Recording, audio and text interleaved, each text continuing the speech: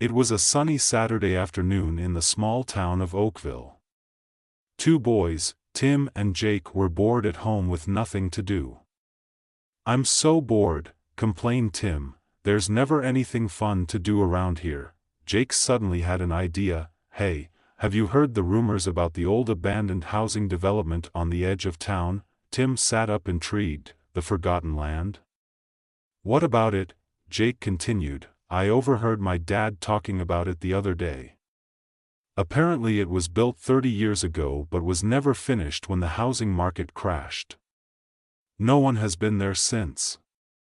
Want to check it out?" Tim's eyes lit up with excitement and adventure. "Heck yeah. That place sounds perfect to explore. Let's go." The boys packed some water bottles and snacks into their backpacks. They hopped on their bikes and rode to the edge of town. After locking their bikes to a tree, they stood at the start of an overgrown dirt path. "Well, this is it. The entrance to the Forgotten Land," said Jake nervously. Tim started down the path. "Come on, don't chicken out now. This is going to be awesome." The boys slowly made their way through the dense trees and bushes. The further they went, the more overgrown it became. After 20 minutes, they emerged into a large clearing with the remains of stone foundations and crumbling sidewalks. "Whoa!" breathed Tim. They had entered a world lost to time. The boys began exploring the strange abandoned town. They climbed over piles of rubble and pushed through waist-high weeds. "Look at this," called Jake from a nearby lot. Tim jogged over and gasped. Among the rubble, they found an old rusty tricycle, perfectly intact despite being exposed to the elements for decades. "This is so cool," grinned Jake. Further on, they discovered an old street sign still hanging from a lone post, the paint faded but readable Elm Avenue. As they turned the corner, a flicker of movement caught the corner of Tim's eye. He spun around but saw nothing but the tall grass swaying gently in the breeze. Shaking his head, he laughed. "This place is starting to creep me out." As the sun started to set, the boys decided to head back. While navigating their way out, Tim spotted something in the distance. "Look," he said, pointing towards an abandoned house. A dark figure seemed to dart behind the rotting structure. "What was that?" asked Jake nervously. But when they investigated, they found nothing. Shrugging it off, they hurried down the overgrown path, unsettled by their discoveries in the Forgotten Land. The next day, Tim and Jake told their friend Matt all about their exploration. Wide-eyed with wonder, Matt begged to join them on another trip. The boys planned to return the following weekend. But when Saturday came, only Tim showed up to meet Matt. "Where's Jake?" asked Matt. Tim hadn't heard from his friend all week. Strange, he thought, but decided not to worry. Yet, with a growing sense of unease, Tim and Matt went to Jake's house. His mom was frantic with worry, saying Jake never returned from school the day before. They questioned his classmates but none had seen him since that last trip to the Forgotten Land. Fear gripped Tim. Had something in that strange abandoned town taken his friend? They decided to gather a group and mount a search. Armed with flashlights, the search party re-entered the Forgotten Land. "Jake! Can you hear us?" they called out as twilight fell. Then Tim's light flickered. He hid it, praying the batteries weren't dying. When it came back on, a gnarled tree branch was slashing through the air towards him. He screamed and fell, the others turning in panic. But nothing was there. The search was called off as night descended. Tim was left with questions and a growing dread. What was out there? Why did Jake vanish without a trace? Back in town, rumors swirled of the Forgotten Land's paranormal secrets. Tim was more determined than ever to find the truth, even if it meant returning alone, the next day. Tim slipped away from his parents and hurried back to the forgotten land, alone. He searched for hours, growing desperate. Then through the tall grass, he spotted something, a familiar shirt. "Jake!" he cried, pulling back the weeds. But it wasn't Jake, it was his lifeless body, covered in deep wounds, like claw marks. Tim screamed in horror at the terrible discovery. What could have done this? Trembling, Tim raced back to town for help. The sheriff and a deputy returned with Tim to the site. They bagged Jake's body as evidence. But the deputy noticed something, fresh tracks in the dirt, like no animal he'd ever seen. They were enormous, with elongated claws. "Look at the size of it," he muttered. They were not alone in the forgotten land. Something deadly was stalking the overgrown streets. And it had killed before, it would kill again if not stopped. But what was it? And how would they fight such an unknown, terrifying force?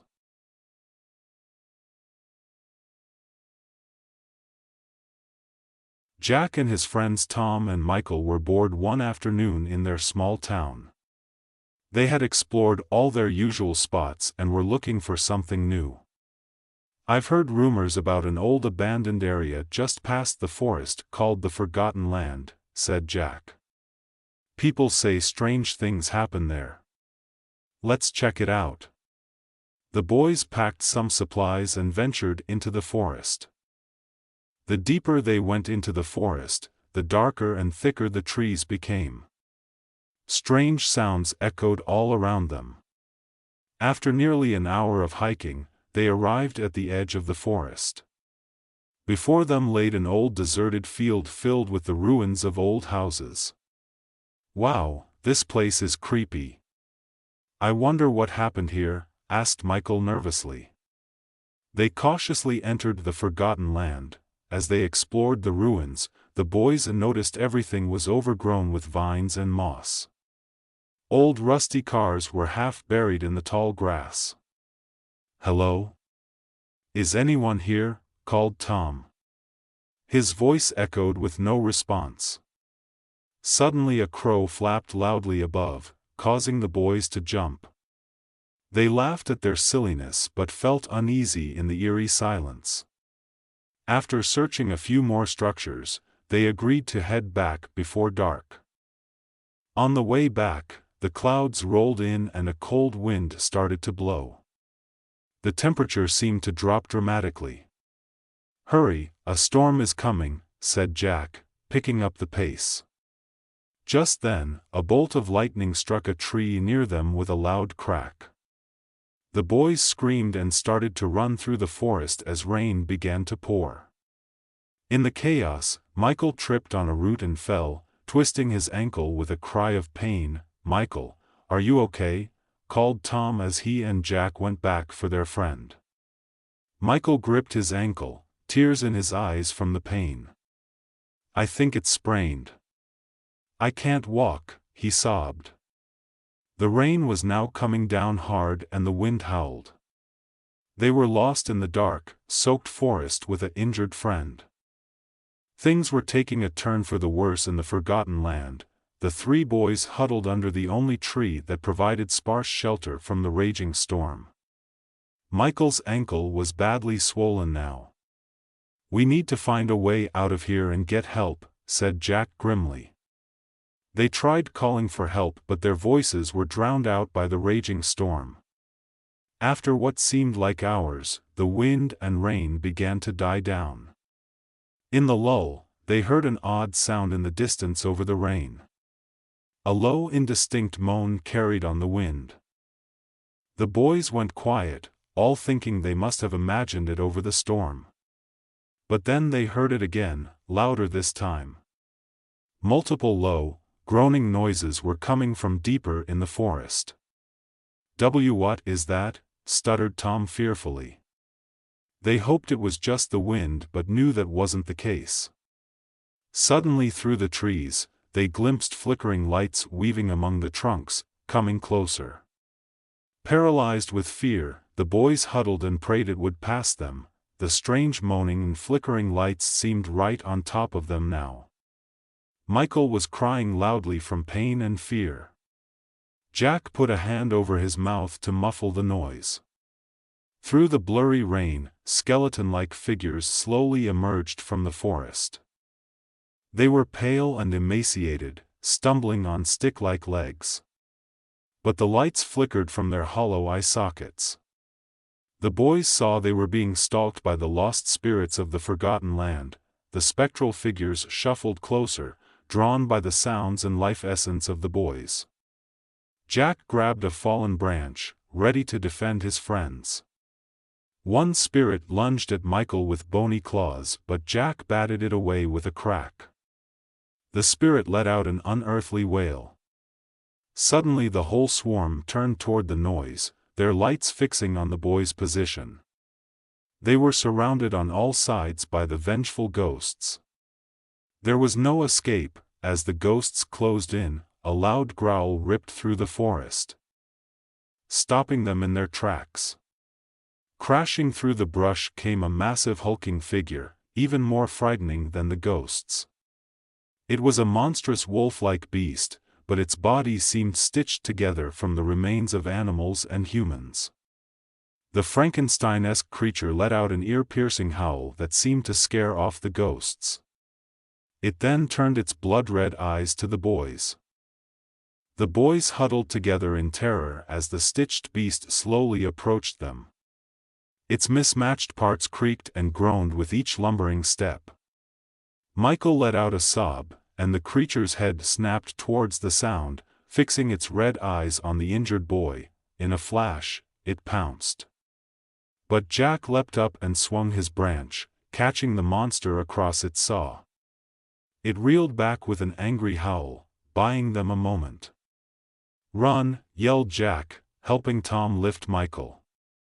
They fled as fast as they could while the beast recovered. The boys crashed through the forest, branches whipping their faces. The monster's howls of rage grew closer behind them. Tom risked a glance back and cried, "It's gaining on us." Michael clutched his ankle, struggling to keep up. Suddenly, Jack spotted lights in the distance through the trees. The town, bursting from the forest, they found themselves at the edge of a small village. Lights flickered from cabins as night fell. But as the boys screamed for help, the stitched beast emerged behind them with a thunderous roar. Villagers came pouring out with lanterns and guns at the terrifying sound. "It's the forest demon," one cried. A burly man named Paul ushered the boys inside a cabin. "That thing's been haunting these woods for years. Get the medic, this one's hurt bad." As the medic tended Michael, the boys watched through the window as dozens of villagers faced off against the slavering beast. It swiped and snapped violently, keeping them at bay. Was this their only chance to defeat the demon for good? Paul conferred with the other men. "We need to draw it into the clearing by the old well. Hurry, while it's distracted." Some broke off to lay a trap as the rest waved their lanterns, luring the demon away from the cabin. It took the bait, chasing the torchlight deeper into the forest. The boys watched anxiously. After minutes of silence, a blood-curdling shriek shook the night. Had they done it? At dawn, a crowd gathered nervously around the clearing. Paul emerged from the trees, bloody but triumphant. "It's over. The forest demon will haunt these woods no more." On the ground lay the stitched beast, hacked to pieces. The villagers cheered, celebrating their freedom at last. The boys breathed a sigh of relief, glad the nightmare was finally over. They had survived the terrors of the forgotten land.